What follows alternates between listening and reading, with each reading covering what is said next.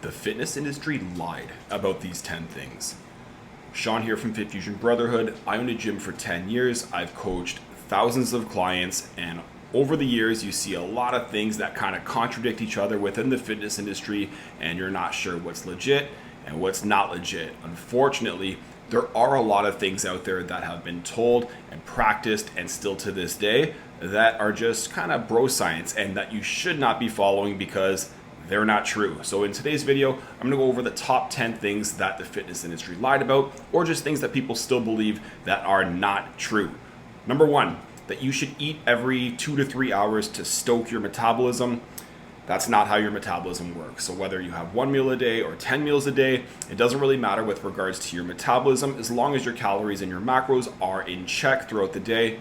Don't focus too much on what we call grazing.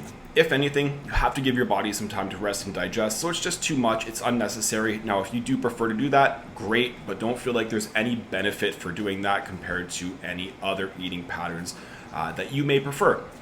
Number two, fat makes you fat. This was a huge trend in the 90s. It's not so relevant anymore, and there is a little bit of truth to this. So fat actually has more calories per gram than protein and carbs, but a lot of the times fat can be very satiating. So it makes you feel full, and if you're eating good fats, healthy fats, they're very healthy for you, good for your brain health, and good for your hormones as well.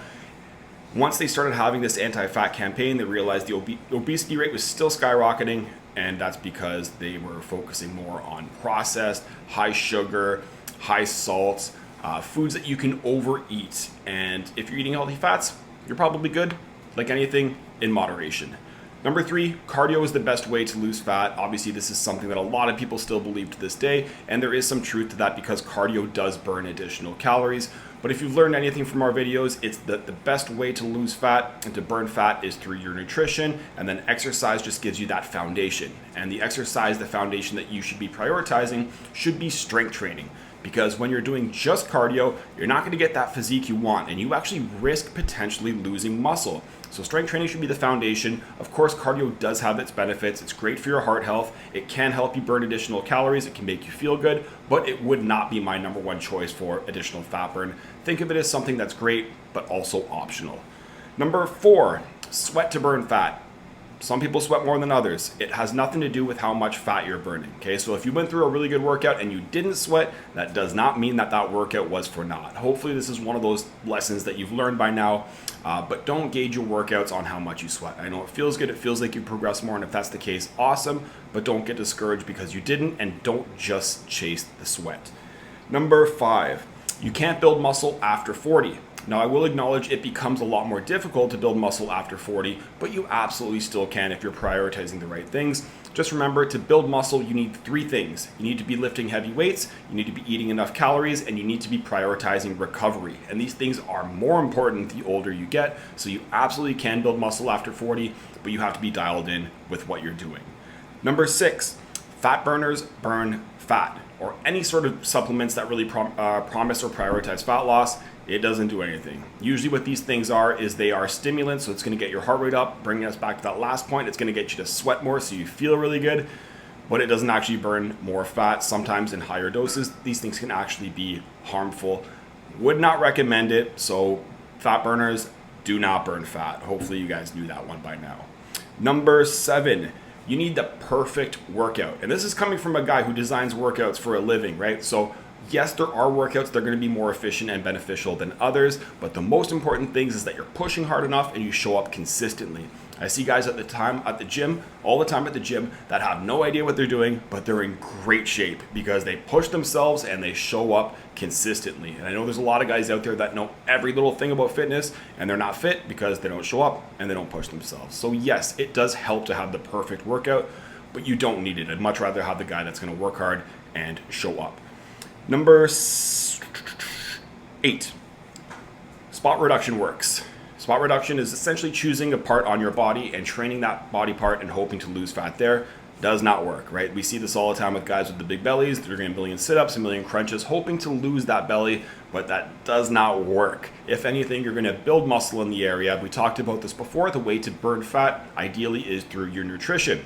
And our body has a genetic predisposition with where we're going to lose fat first. We have no control over it. So some guys will lose the belly first, some guys will lose the belly last, some guys will lose the face fat first, some guys will lose that last. We have no control over it, so don't bother trying to manipulate it because there's nothing you can do about that. Follow the same principles that you would follow with any sort of fat loss protocol. Number 9, you need endless variety. Now, fitness influencers are the worst for this. You see them post their workouts where they're doing different stuff every single day because it's good for eyeballs. People are interested, but I guarantee you that's not what they do. Most people who are really fit have the same routine that they're doing over and over and over again. They have the same exercises that they're doing over and over and over again. So endless variety is something that you see all the time in social media. It's not something that you will see most fit people do. And number 10, this might be the most important one. It's that motivation affects or creates success.